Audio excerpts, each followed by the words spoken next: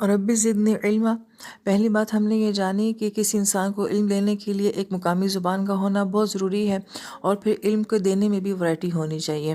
تیسری بات بھی فرماتے ہیں کہ علم دیا کیوں جا رہا ہے، علم دینے کا مقصد کیا ہے، تو وہ اس آیت مبارکہ میں اللہ پاک فرماتے ہیں کہ لعلہم یتقون، تاکہ یہ لوگ اپنے آپ کو گناہوں سے بچا سکیں۔ تقویٰ کا معنی عموماً ہم قرآن پاک میں ڈر سے کرتے ہیں، لیکن یہاں پہ سوال یہ پیدا ہوتا ہے کہ علم کا اور ڈر کا آپس میں کیا تعلق ہے؟ تو دراصل میں یہاں پہ اس سینس میں یہ بات کی جا رہی ہے کہ جس انسان کے پاس جتنا علم آتا جاتا ہے وہ اتنا ہی زیادہ محتاط ہوتا جاتا ہے، اس کے دل میں اللہ پاک کی خشیت جو ہے وہ اتنی ہی زیادہ بڑھتی جاتی ہے۔ گویا کہ جتنا انسان کے پاس علم آتا جاتا ہے، انسان اپنے رب کے اتنا ہی زیادہ قریب ہوتا جاتا ہے، کیونکہ ہم اپنے رب کو جو ہے وہ علم سے بھی پہچانتے ہیں۔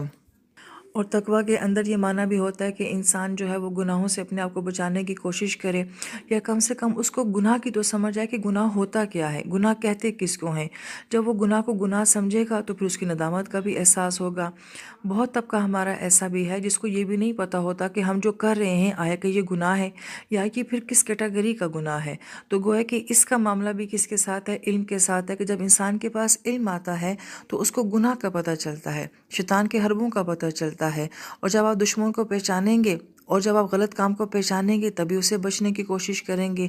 تو لعلہم یتقون کہ علم کے ذریعے جو ہے سامنے والے کو تحفظ دینا مراد ہوتا ہے، کہ وہ اپنے آپ کو بچا سکے۔